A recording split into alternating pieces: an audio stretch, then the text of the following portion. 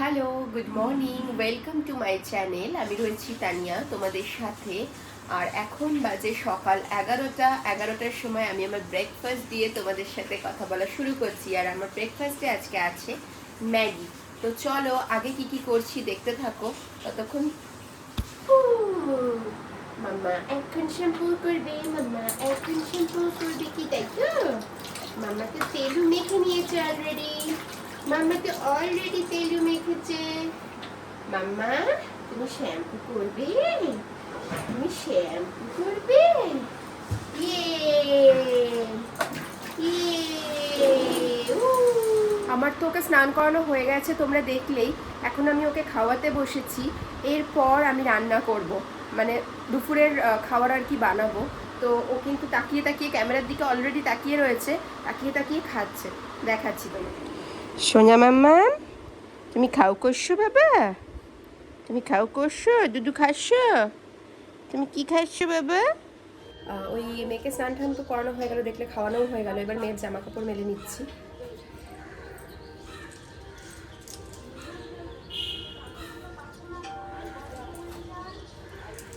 এই ছোট বারান্দায় না শুকোতে খুব অসুবিধা হয়, ছাদে যাওয়া হয় না।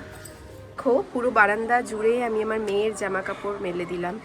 এইভাবেই মেলি, কিছু করার নেই জানো তো। খুব অসুবিধা হয় মাঝে মাঝে, কিন্তু কি করব বলো, অসুবিধা বললেই তো অসুবিধা, মানিয়ে নিতে হবে।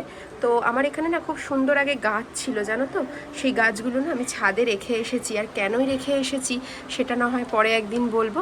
এবার আমি ভেন্ডি ভাজা করব আজকে, ভেন্ডি ভাজা আর ডিমের ঝোল করব।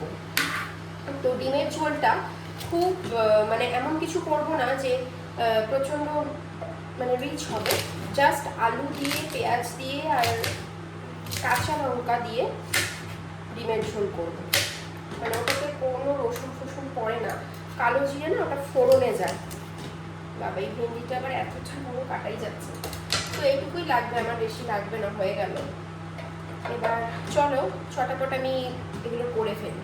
দেখো আমি তো ভেন্ডি ভাজা বসিয়ে দিয়েছি, আর ওইদিকে ডিম সেদ্ধ বসিয়ে দিয়েছি।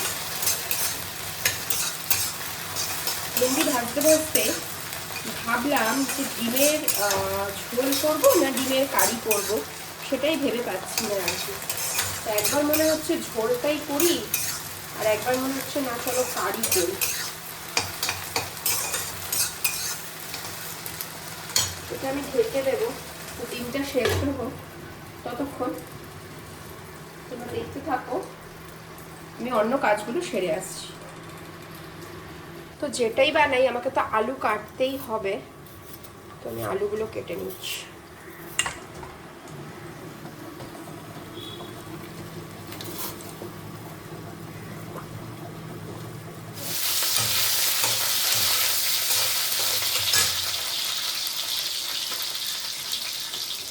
আমার রান্না তো কমপ্লিট হয়ে গেছে।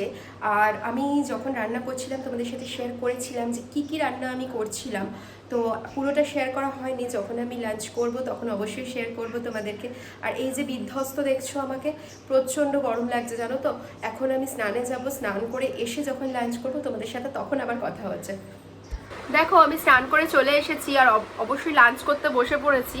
এবার লাঞ্চের মেনুতে কি কি আছে আজকে তোমাদের দেখাচ্ছি। দেখো আমার লাঞ্চের মেনুতে আজকে আছে ভাত, ঢেঁড়স ভাজা, পাঁপড় ভাজা, ডিমের ঝোল আর ভেজ ডাল আর শসা। তোমরা আজকে কে কী খেলে বলো? গুড ইভিনিং, এখন বাজে সন্ধ্যে 7টা।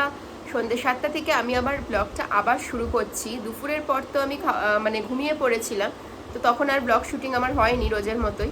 তো এখন 7টার সময় আমি একটু চা বানিয়েছি, কেন কি প্রচণ্ড মাথা ধরেছে জানো তো।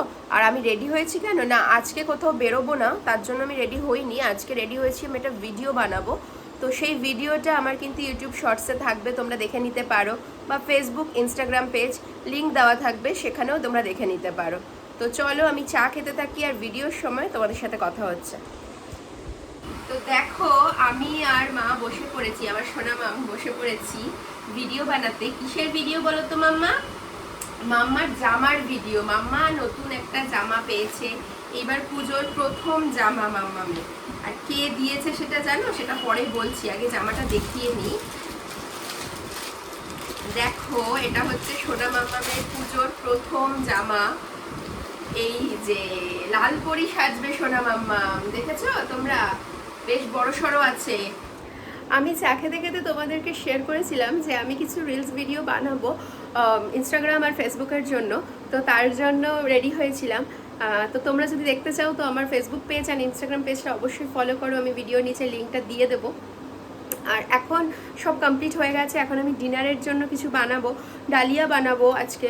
দুপুরে একবার ভাবছিলাম, ভাবতে ভাবতে আমি ডিমের ঝোল বানিয়েছি, হয়নি সেটা। তো সুজন বেসিক্যালি ডালিয়া টালিয়া খেতে চায় না, এখন বললো খাবে, তো বানিয়ে দিচ্ছি তার জন্য।